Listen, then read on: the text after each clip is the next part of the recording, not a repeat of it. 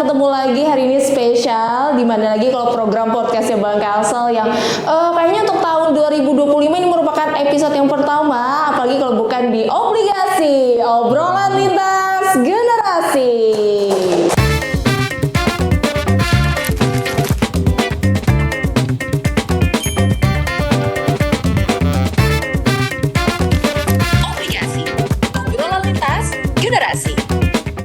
Wow, suara di sini bagus nih tanpa mikrofon ya. Kayak kalau saya baca apa namanya biasanya tuh yang itu dubbing jadi dubbing gitu kan, jadi dubber gitu. Kayaknya bagus di sini nih. Kayak perlu ada ruangan seperti ini di kantor biar netralitas suara kita, aslinya suara kita gitu kan bagus. Ketawaan di belakang mikir akan pulang ruangan ya.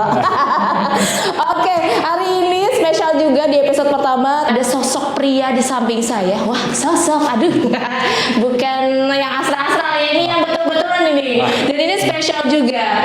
Beliau ini merupakan akademisi dari Institut Bisnis dan Teknologi Kalimantan, kemudian juga co-founder dari Els Laundry Banjarmasin. Tambah lagi banyak ya usahanya ya. Ada Kos Putri Gardenia. Nah, siapa lagi kalau bukan Bapak Mas Kakak? Mas aja. Mas Muhammad Adi Ariswanda. Adia. Oke. Kenapa kita mengundang Mas Adi ya? Karena banyak teman-teman sobat-sobat Bang Kalsel di rumah yang sampai dengan hari ini mungkin menjadi bahasa ininya kan buruh karena kita bekerja dengan sebuah perusahaan mungkin, dan tentunya biasanya semuanya terfokus di kegiatan itu saja. Padahal di samping itu kita bisa menjalankan kegiatan lain seperti Mas Adi misalnya punya usaha laundry dan juga usaha kos-kosan seperti itu. Kayak kos-kosan itu menjanjikan ya. Emak-emak banget nih gitu.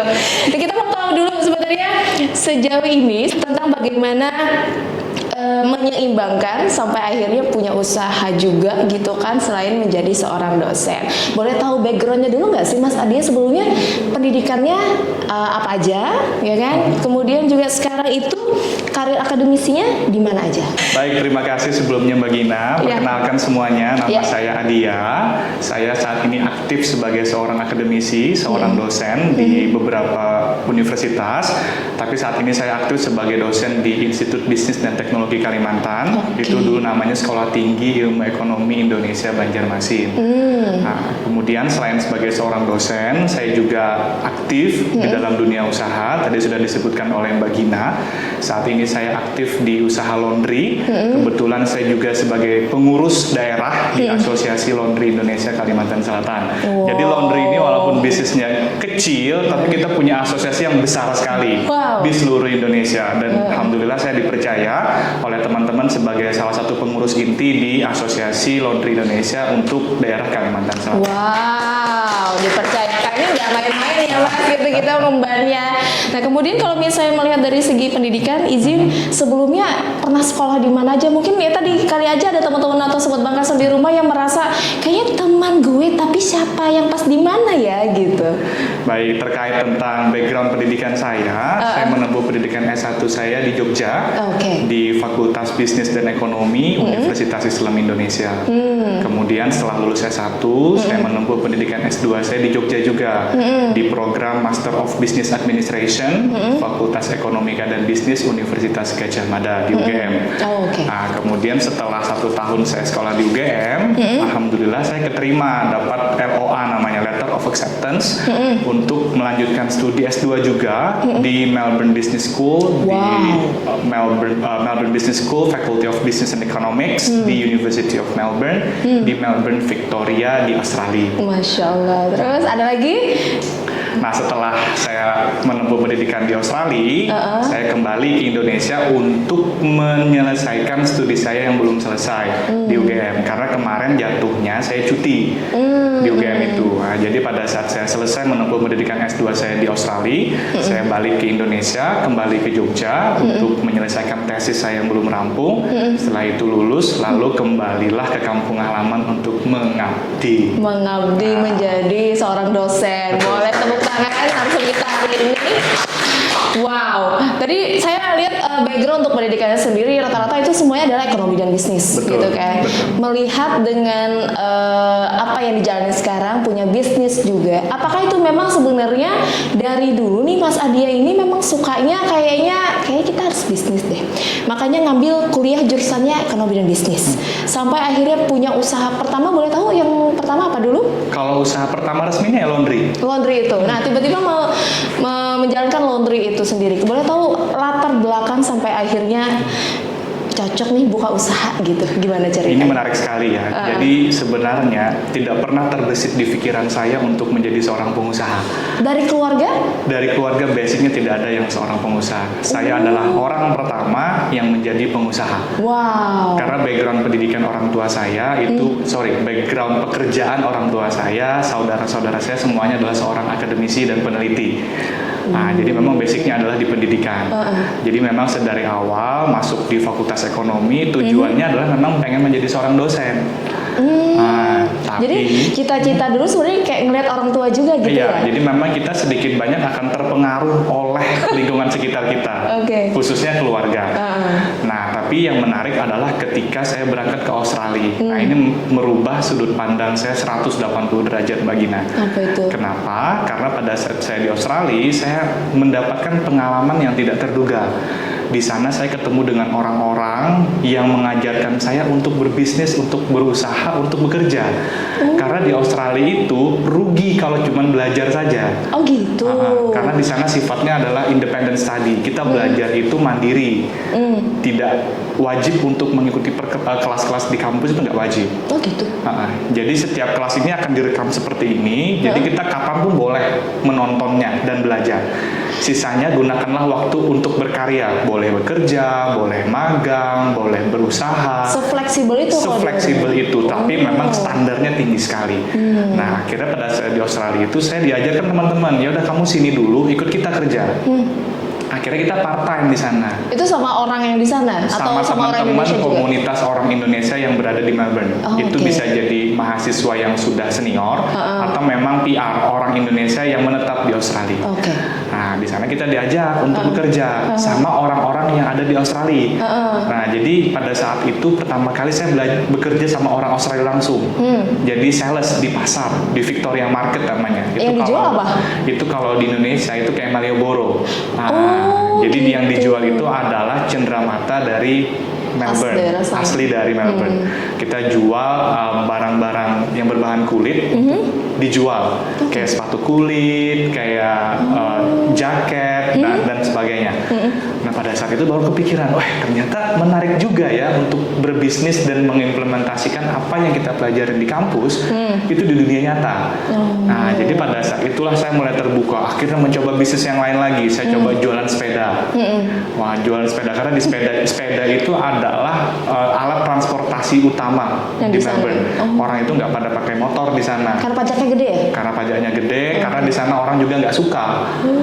Orang suka pakai public transport atau pakai sepeda atau jalan kaki. Enak ya? Enak sekali di sana. Akhirnya kita bisnis jualan sepeda. Akhirnya sampai bawa sepeda juga ke Indonesia. Kita kirim. Karena pengalaman yang luar biasa sekali, nggak pengen dilupakan. Nah, akhirnya hal-hal yang saya alami di Australia itulah yang mengubah persona saya itu untuk menjadi seorang pengusaha. Kayaknya kalau saya pulang, kalau cuman menjadi seorang dosen, tidak punya usaha, itu kayaknya ada yang kurang. Nah, akhirnya memutuskan balik ke Australia karena kita bekerja di sana dapat duit kan. Itu sistemnya jamnya gimana tuh pembagian Kalau di waktu ya? Australia itu sistemnya gajinya itu UMR-nya per jam.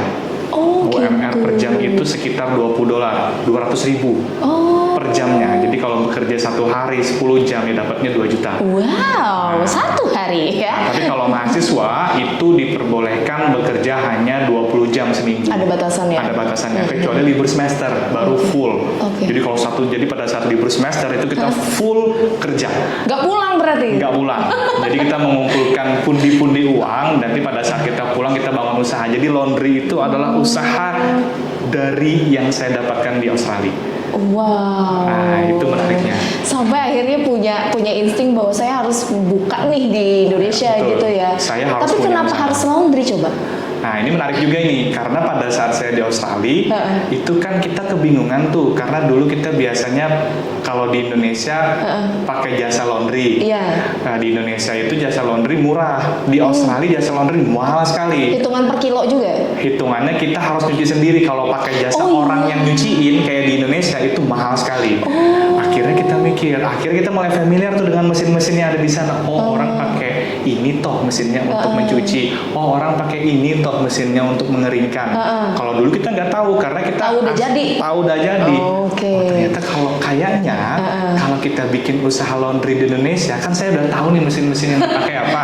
Kayaknya di Indonesia oke deh. Nah, akhirnya kepikiran untuk bikin usaha laundry. Sama usaha laundry ini menurut saya adalah usaha yang nggak ada matinya. Karena setiap hari orang pasti akan mencuci. Apalagi kalau orang-orang yang seperti Mbak pekerja, pekerja. Betul. Ibu rumah tangga sekaligus pekerja ini kadang-kadang mendada tapasan tuh kada sempat lagi Besti. Bahkan di asosiasi laundry itu kita punya tagline, budayakan malas mencuci. Salah, ini biasanya itu yang dihindari, ini yang harus digalakkan gitu. Biarkan mencuci itu kepada kami ahlinya yang profesional. Biarkanlah Mbak Gina dan teman-teman di Bangkalsel fokus pada kerjaannya, fokus untuk mendapatkan yang terbaik di dunia kerjanya. Dan bayar kepada kami ya. Jadi semuanya bisa fokus. Oke. Kita seperti itu. Tapi kalau dari sistem usahanya sendiri, boleh info sedikit apakah sistemnya mengikuti yang ada di luar negeri tadi yang sistemnya self service sendiri gitu kan? Atau sebagaimana yang ada di Indonesia lah biasanya kita sudah menyerahkan yang sudah siap langsung selesai gitu. Ini adalah untungnya saya sebagai seorang dosen ya Mbak Gina ya, karena saya memiliki satu keahlian yaitu meneliti. Nah, jadi sebelum kita buka usaha laundry kita melakukan riset sederhana. Riset sederhana untuk melihat karakteristik orang-orang yang ada di Banjarmasin, di Kalimantan Selatan khususnya ya, bukan di Indonesia. Kita cuma pengen melihat kalau di Banjarmasin itu orang-orang pada suka mencuci itu dicucikan atau mencuci sendiri pakai self service. Ternyata pada saat kita riset orang itu masih nggak suka untuk mencuci sendiri self service itu.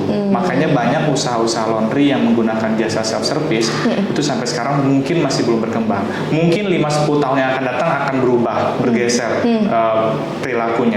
Tapi sampai sekarang dari awal saya bikin laundry itu sepertinya masih lebih menguntungkan ketika kita membuat laundry yang memang kita sepenuhnya yang mengerjakan. Nah, jadi kita itulah untungnya saya sebagai seorang dosen punya kemampuan untuk meriset. Nah, kalau melihat di sini kan akhirnya kayak ilmu yang didapatkan oleh Mas Adi ini akhirnya diimplementasikan langsung gitu. Betul sekali. Tapi sejauh ini dari dua bisnis yang dijalankan gitu kan, semua yang Mas Adia dapatkan dari sekolah itu, apakah memang semuanya itu berimpact dengan implementasi yang dilakukan saat ini, atau bahkan mungkin kadang-kadang orang bilang gini, materi sama praktek itu beda gitu kan? Apakah semuanya itu bisa di backup oleh semua ilmu yang sudah dimiliki oleh Mas Adia, atau bahkan mungkin ada improve di sana? Nah, ini bagus sekali pertanyaannya dari Mbak Gina ini. Jadi memang betul yang namanya teori itu tidak akan bisa diimplementasikan seluruhnya terhadap praktek. Jadi memang kita menyebutnya dalam teori manajemen ada yang namanya contingency teori. Teori di mana sesuatu itu hanya bisa diimplementasikan berdasarkan konteksnya. Jadi hanya karena teori A itu betul, belum tentu dia bisa diimplementasikan dalam konteks A. Nah, jadi jawaban sederhananya untuk pertanyaan Mbak Gina adalah tidak semuanya apa yang saya pelajari bisa diimplementasikan. Tapi pada saat saya sekolah itu membangun sebuah struktur berpikir yang sistematis, yang logis, yang membantu saya untuk menjalani usaha ini. Mentalnya, logikanya, nah itu terpakai sekali dalam membangun usaha. Tapi tidak semua teori bisnis yang saya pelajari itu bisa diimplementasikan. Bahkan pada saat saya masuk ke dalam industri, saya masih banyak sekali belajar dengan teman-teman yang padahal backgroundnya bukan di bisnis. Bahkan mereka hanya lulusan SMP, lulusan SMA, tapi sudah di bisnis laundry 15-20 tahun. Punya pengalaman. Jadi memang pengalaman itu nilainya mahal sekali. Nah, jadi dengan pengalaman yang mahal itu kita juga belajar, walaupun kita ini lulusan lulusan Australia, lulusan sekolah bisnis yang paling bagus di Australia, tapi pada saat kita balik ke Indonesia, masuk ke dalam sebuah industri yang baru, ya kita belajar lagi. Oke, siap. Jadi semuanya tergantung pengalaman juga sebenarnya. Betul. Kita dan juga kita membuka pikiran untuk bisa belajar dari orang-orang yang mungkin lebih dulu menjalankan bisnis itu sendiri. Baik. Nah, kalau misalnya melihat ini tahun 2025, Mas Adia, pasti otomatis dari segi kegiatan sebagai dosen dan juga tentunya sebagai pengusaha, apa resolusi yang biasanya menjadi target dari Mas Adia sendiri khusus dalam bagaimana mengimbangi dalam menjalankan sebagai akademisi dan juga sebagai pengusaha gitu. Banyak pasti teman-teman di rumah sana yang kadang-kadang bisa kelepas satu gitu loh Mas, gimana tuh? Nah ini menariknya kalau jadi seorang dosen ya teman-teman semua. Jadi dosen itu sebenarnya tugas utamanya bukan hanya mengajar Bagina. Kita menyebutnya ada yang namanya Tridharma perguruan tinggi. Ada yang namanya pengajaran, ada yang namanya penelitian, ada yang namanya pengabdian. Sebagai seorang dosen itu memang yang dilihat orang banyak adalah pengajaran.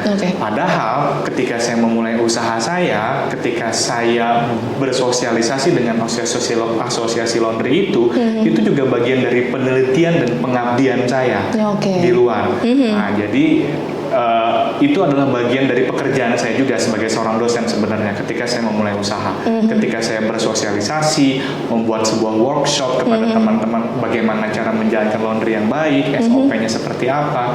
Jadi memang jadi seorang dosen cocok sekali kalau memang pengen punya pekerjaan-pekerjaan sampingan seperti ini. Bahkan ini mensupport kegiatan dosen itu.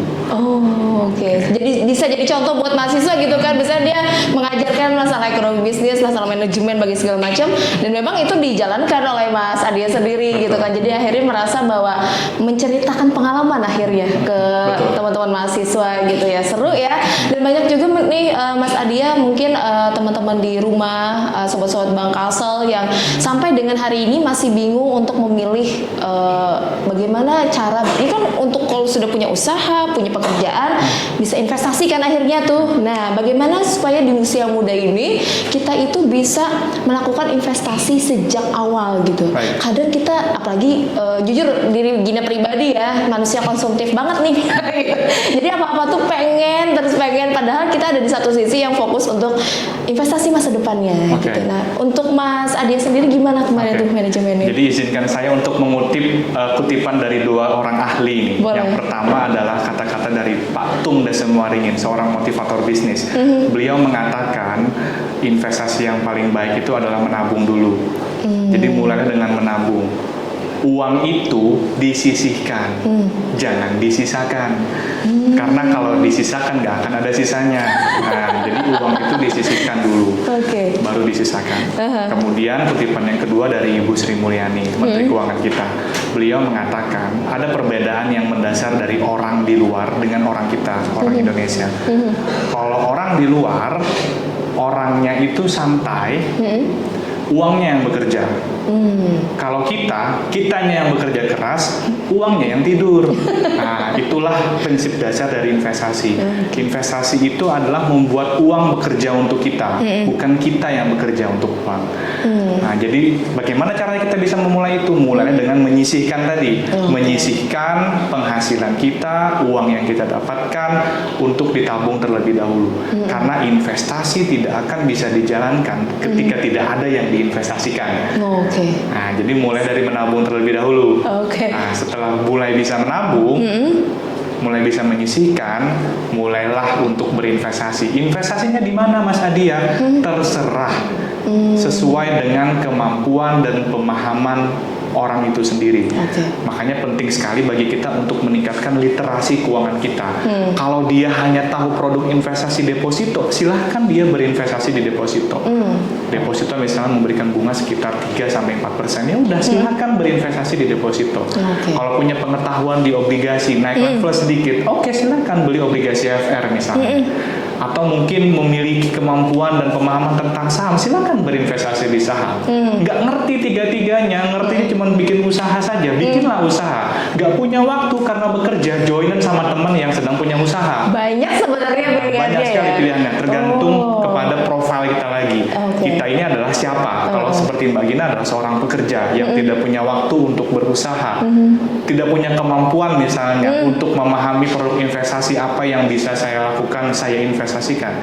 Ya udah, teman Mbak Gina pasti punya banyak teman kan ya. Iya dong. Nah, ya udah saya invest di Anda. Jalankan bisnisnya. Silahkan nanti kita bahas deal-dealannya, persentasenya berapa buat saya.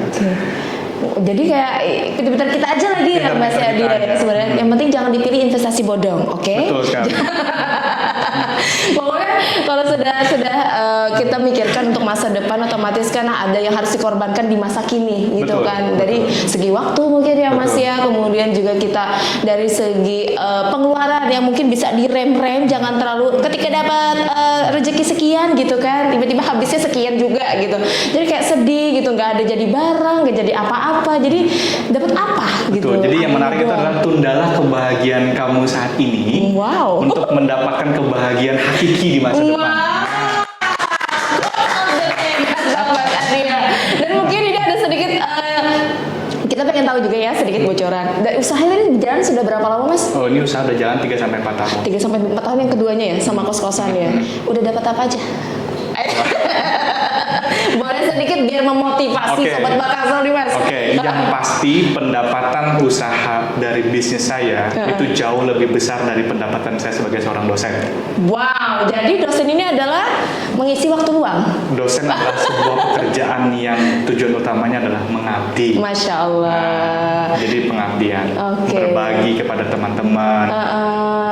Jadilah penyaluran ilmunya dapat, kita juga tetap dapat mengembangkan diri seperti itu ya. Wah, boleh tepuk tangan untuk Mas Adi ya. Nggak mau sebut ini ya nominal, nggak mau sebut barang yang mungkin sudah didapatkan itu jadi rahasia. Tapi kalau misalnya ketemu di jalan disapa aja, oh Mas Adi udah punya mobil baru ya gitu. Atau ketemu di rumah, oh ini rumah Mas Adi ya. Wah, jadi motivasi kan buat kita semuanya, buat teman-teman mungkin sedikit Mas Adi buat sobat Bakasel di rumah, pesan mungkin buat teman-teman yang baru berpikir untuk bisa memulai usaha, baru jurang banjar tuh hanyar mengalir. Nah, Ya. aku ini kadang kawa mengandalkan gaji ini aja sebubutingannya harus ada tambahan apa jar orang istilahnya tuh pendapatan sampingan tuh apa bahasa Passive Inggrisnya? income. Passive income. Kali lah. Udah bahasa Banjarnya sih, bahasa Inggrisnya itu cocok. Nah itu mungkin bisa motivasi teman-teman di rumah, silakan Mas Adia. Oke, kepada teman-teman semua, ketika teman-teman merasa ingin mendapatkan penghasilan tambahan, atau teman-teman merasa ingin menjadi seseorang yang baru di masa yang akan datang, Ya. jawaban pertama saya atau tips pertama saya adalah mulailah. Karena mulai itu adalah sesuatu yang sangat berat. Kita akan punya 1000 alasan untuk menunda sebuah pekerjaan, dan semuanya itu logis, semuanya itu rasional. Oke. Tapi kita hanya butuh satu jawaban untuk memulai, yaitu mulai aja. Karena tanpa memulai, kita tidak akan tahu apa hasilnya. Karena kebanyakan orang takut untuk memulai, takut untuk rugi, takut untuk ada payung, Nah, iya, Bu. takutan banyak sekali yang ditakut-takutkan. Akhirnya apa? Tidak memulai, menunda, akhirnya apa? Keduluan orang. Dibalap orang lain. Dibalap orang lagi. Maka saran saya bagi teman-teman semua, apapun yang ingin Anda lakukan, baik itu investasi, baik itu memulai usaha, baik itu di pekerjaan teman-teman sekarang, mulailah untuk membuat usahanya, mulailah untuk berinvestasi. Tidak ada kata terlambat. Lo Ken Hong, investor yang terkenal sekali di Indonesia, itu mulai investasi juga di usia yang sudah cukup tua. Oke. Tapi sekarang menjadi salah satu investor terkaya, tersukses di Indonesia. Jadi tidak ada kata terlambat. Yang terlambat itu adalah teman-teman yang tidak memulai dan hanya memimpikan apa yang ada di isi kepala, tapi tidak pernah merealisasikan apa yang ada di isi kepalanya. Ada niatnya aja ya. Ada Tapi pulang kembali niatnya aja asal ada niat hajar pulang kayak luput pulang bukan actionnya teman. Nah, pokoknya luar biasa hari ini. Wow, ilmu yang didapatkan mungkin ini terlalu singkat waktunya. Memang untuk obligasi kali ini kita ada time yang dibatasi oleh teman-teman kreatif ya. Entah ini ada tuntutan dari segi apa dan segala saya nggak tahu ya. Apakah nanti durasi untuk tayangannya apakah 3 bulan 3 kali dalam 1 bulan, 4 kali dalam 1 bulan dengan durasi yang mungkin memang dipersingkat gitu ya. Tambah PR nih Jerori kalah. Dan tentunya buat Mas Adia, kami ucapkan terima kasih atas ilmu yang sudah disampaikan, pengalaman yang luar biasa. menjadi akademisi dan tentunya juga jadi pengusaha, dua-duanya berjalan dengan seimbang dan tentunya saling melengkapi. Dari ilmu yang Mas Adia punya itu diterapkan dalam bisnisnya sendiri, dan itu tidak semua orang bisa. Boleh tepuk tangan untuk Mas Adia. Dan tentunya buat sobat Bangkasel di rumah, jangan lupa untuk saksikan terus ya untuk obligasi. Mengingat waktu kita harus pamit, tapi sebelumnya saya ingin ingatkan, jangan lupa juga digunakan fasilitas Axel Bangkasel mobile banking kita. Jangan lupa di-download, langsung diaktifkan saja, karena banyak sekali kegiatan-kegiatan kita di rumah yang mungkin untuk pembayaran itu tidak harus datang ke loketnya. Langsung aja di mobile banking Bangkasel bisa bayar air, bisa bayar listrik, bisa bayar telepon, terus juga bisa bayar apalagi coba pajak kendaraan yang tahun ini mungkin di awal-awal tahun udah banyak tagihan ya, langsung aja dibayarkan di sana. Bayar wifi biasanya ya kan, dibayar.